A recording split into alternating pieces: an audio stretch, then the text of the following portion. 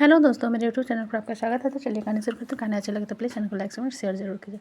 अचानक महक के गोली चलाने पर वर्षा भी थोड़ी सी हैरान हो जाती है और आलोक अपने पैर को पकड़कर दर्द में चीखते हुए ज़मीन पर बैठ जाता है। महक अपने पेट पर हाथ रखकर आराम से कुर्सी पर बैठ जाती है और अपने पैर के ऊपर पैर रख हल्की मुस्कान के साथ वर्षा से कहती है, ऊपर वाले कमरे में कोई लड़की है, उसे लेकर आओ।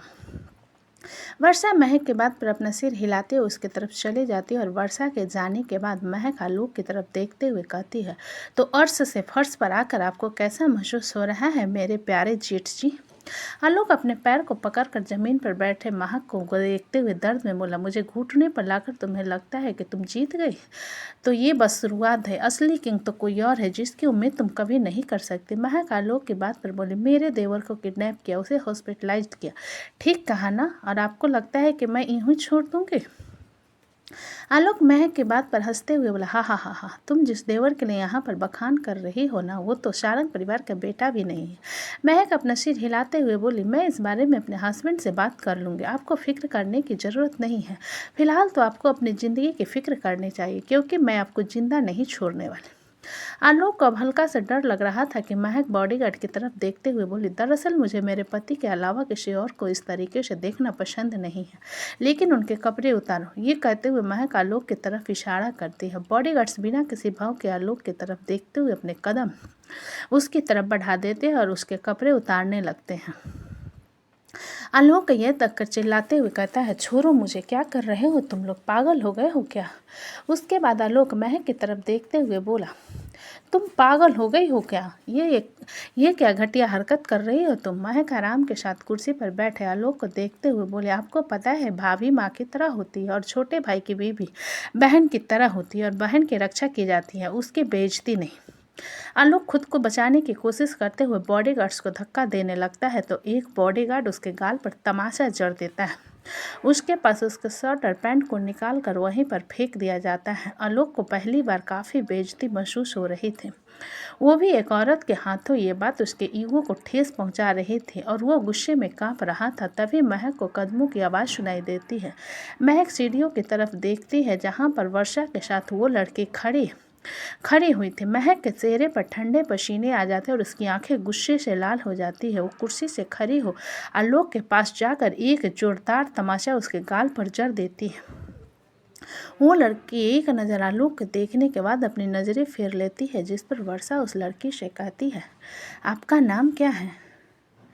महक उस लड़की के सामने आकर उसे देखते हुए बोली, ज्योति दीप वत्सल, ठीक कहा ना? जिस पर वो लड़की महक को हैरान भरी नज़रों से देखते हुए बोले, आपको गलतफहमी हो रही है, मैं वो नहीं हूँ।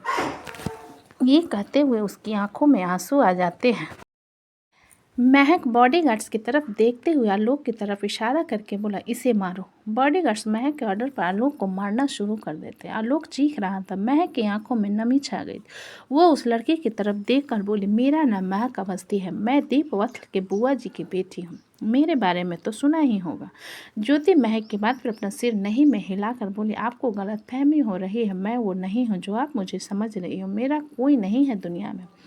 महक आलोक की तरफ देखती है जिसके मुंह से खून बह रहा था। महक बार काउंटर की तरफ देखती है और वर्षा से कहती है, एक शराब की बोतल लेकर आओ। वर्षा महक की बात पर कोई भी बहस न करते हुए एक बोतल लेकर आते हैं तो महक उसे खोलकर आलोक के ऊपर फेंकने लगते हैं, जिसे देखकर आलोक डर और घबराहट में चीखते हुए कहता है, महक तुम ये ठीक नहीं कर रहे हो। महक बॉडीगार्ड्स की तरफ हाथ बढ़ाकर बोली, लाइटर। बॉडीगार्ड्स महक के हाथ में लाइटर दे देता है तो महक उसे लाइटर को जलाकर आलोक पर आग लगा देती है।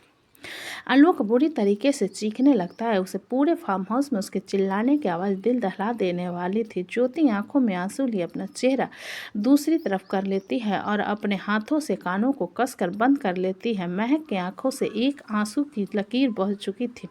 वो एक कपड़ा लेकर आती है और आलोक पर ढक देती है, जिससे आलोक के शरीर पर लगी आग बुझ जाती है। आलोक दर्द में सिसकते हुए जमीन पर लेट गया था। उसकी बॉडी 10% जल चुकी थी। महक अपने कदम आलोक की तरफ बढ़ाती है कि एक एंट्रेस से गुस्से भरी आवाज़ आती है। महक के कदम रुक जाते और एंट्रेस की तरफ देखती है जहाँ पर राजीव आंखें फाड़े महक को देख रहा था। दीप आलोक को घूरे जा रहा था और मृत्युंजय महक को घूर रहा था। महक मृत्युंजय को देखकर दौड़कर उसके पास जा उसे गले लगाकर रोते हुए बोली, इतना टाइम लगता है क्या आने में? वर्षा बॉडीगार्ड सब हैरानी से महक को देखे जा रहे थे। मृत्युंजय महक के पीठ को सहलाते हुए बोला, शांत हो जाओ। और ये सब क्या हो रहा है यहाँ पर? महक मृत्युंजय से अलग होकर सुबकते हुए आलोक की तरफ इशारा करके बोली, ये बिल्कुल भी अच्छे नहीं हैं। इन्होंने विकल्प भैया को मारने की कोशिश की थी और मुझे यहाँ पर किडनैप करके ले आए थे। मृत्युंजय महक के आंसू भरी आंखों को देख अपनी आंखें छोटी करके बोला, इसकी हालत ऐसी किसने की? महक छोटा सा मुंह बनाकर वर्षा की तरफ इशारा करके बोला, उसने।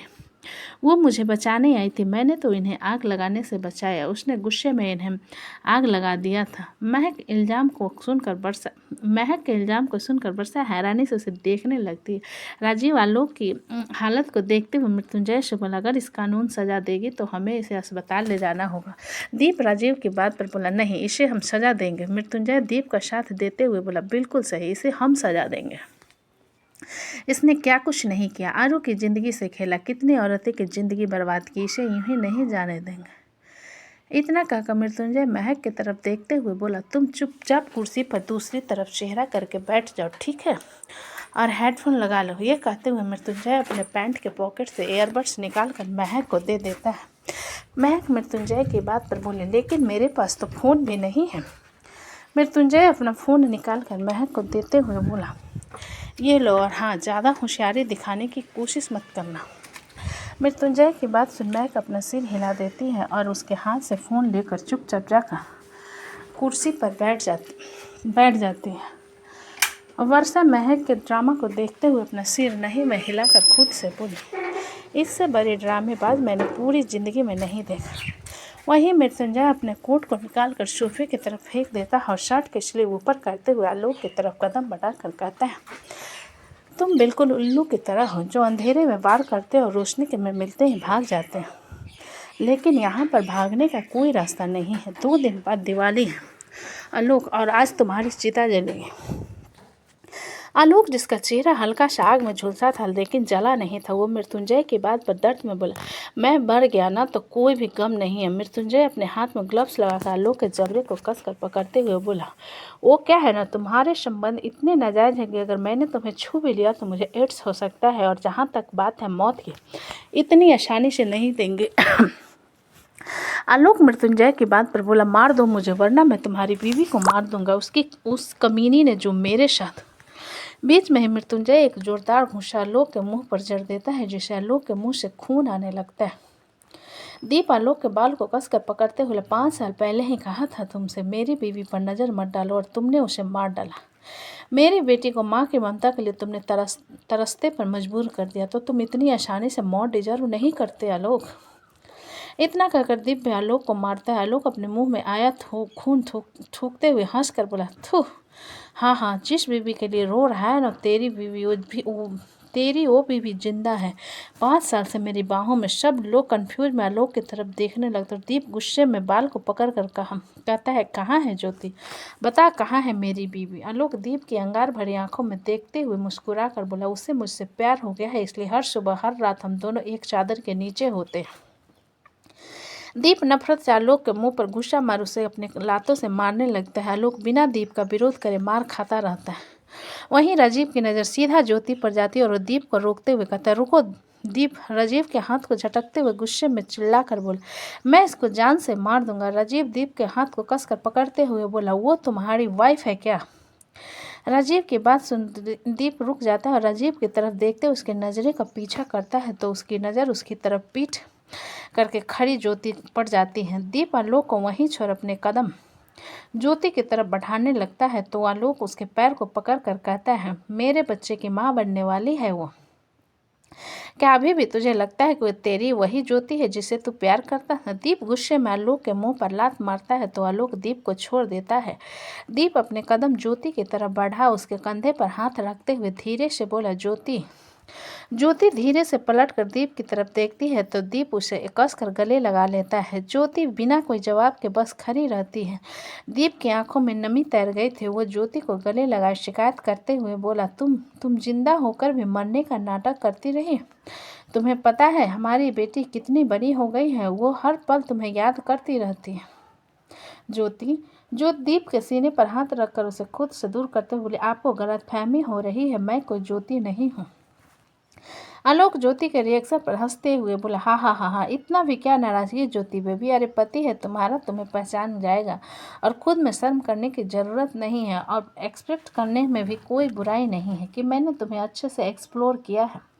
मृत्युंजय आलोक के गाल पर थप्पड़ रसीद कर बोला, हद कर दी तुमने आलोक। उसके बाद राजीव की तरफ देखते हुए बोला, इसकी सारी हवस को मिटाओ। राजीव मृत्युंजय की बात सुन अपना सिर हिलाता है और गन निकाल कर आलोक के लोअर रीजन पर गोली चला देता है, जिससे आलोक दर्द से चीखने लगता है। दीप अपना जैकेट जल्दी से निकाल कर ज्योति को पहनाते हुए बोला, तुम मुझे पहचानने से मना क्यों कर रही हो? ज्योति की आंखों में आंसू बहने लगते और वो अचानक दीप को देखते हुए बेहोश पड़ जाती है, जिसे देखकर दीप भी डर जाता है। मृत्युंजय आलोक के गाल पर अपना पैर रखते हुए बोला, मौत मुबारक हो आलोक। इतना कहकर मृत्युंजय गन निकाल कर आलोक के सिर पर चला देता है, जिससे आलोक के सिर से खून बहने लगता है और वो वहीं मर जाता है। मृत्युंजय आलोक की लाश को नफरत से घूरने के बाद महक की तरफ देखता है, जो कि बड़े ध्यान से कोई वेब सीरीज देख रही थी। मृत्युंजय महक के पास जाकर उसके कान से ईयरबड्स निकाल कर बोला, घर चले? महक मृत्युंजय की तरफ देखते हुए बोले, हाँ, और मुझे विकल्प भैया से मिलने हॉस्पिटल जाना है। मृत्युंजय अपना सिर हिलाकर बोला, ठीक है, कल सुबह चलना, रात बहुत हो गई है। महक अपना सिर हिला देती है और एक नज़र आलोक की तरफ देख हल्का सा तिरछी मुस्कान के साथ मृत्युंजय की तरफ मासूम सा चेहरा बनाकर देखते हुए फार्म हाउस से बाहर आ जाती है।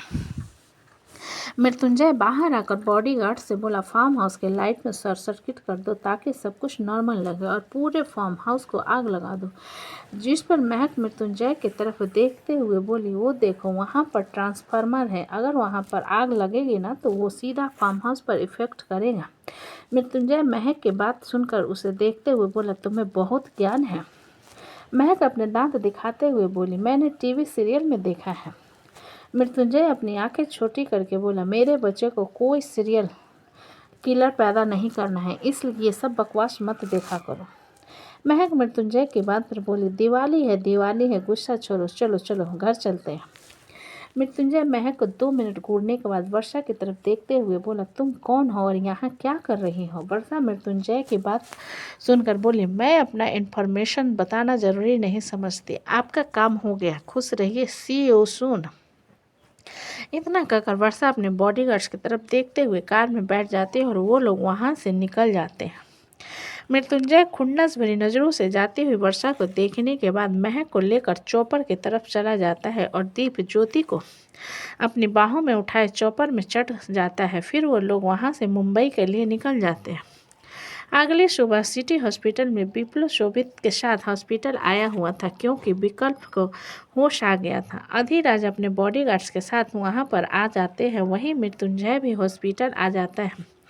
विकल्प को वीआईपी वार्ड में शिफ्ट कर दिया गया था कि विप्लव भागते हुए वार्ड के अंदर जाता है और विकल्प को खास कर गले लगा लेता है।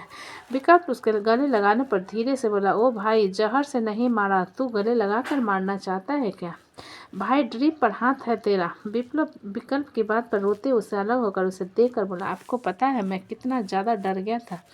अगर आपको कुछ हो जाता तो मैं किसके साथ क्लब जाता? मोटी को अकेले मैं नहीं संभाल सकता, मुझे आपकी बहुत ज़रूरत पड़ती है ब्रो। ये कहते हुए विप्लव की आंखों से झरने की तरह आंसू बह रहे थे।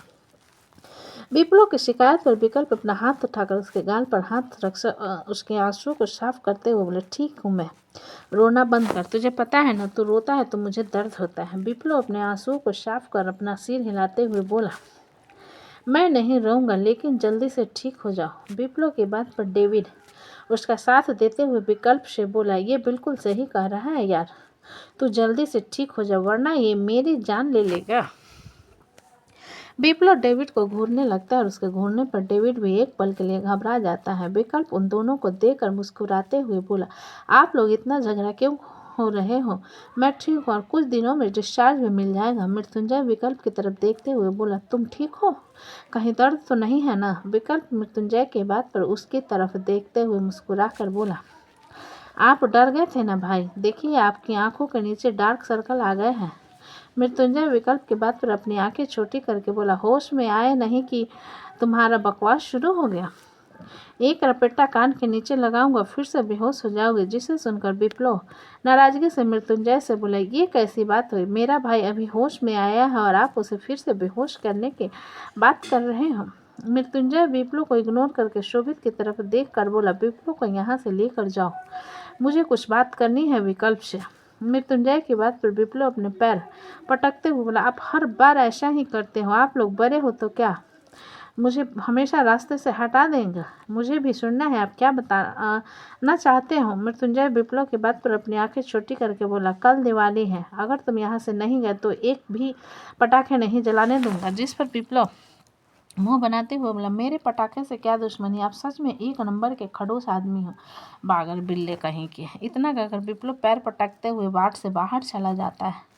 मृत्युंजय उसे जाता हुआ देख एक गहरी सांस लेकर विकल्प की तरफ देख उसके पास आकर बोला, विकी, अब तुम बड़े हो गए और कुछ बातें ऐसी है जो तुम्हें जानना बहुत जरूरी है। विकल्प मृत्युंजय के बात पर थोड़ा कंफ्यूज होकर बोला, आप कहना क्या चाहते हो भाई, सीधा सीधा कहिए। तो दोस्तों, कहानी कैसी लगी मुझे कमेंट में लिखा। अच्छी लगे तो प्लीज़ चैनल को लाइक करें, सब्सक्राइब करें और ज़्यादा से ज़्यादा शेयर करें। कहानी को पूरा सुनने के लिए धन्यवाद।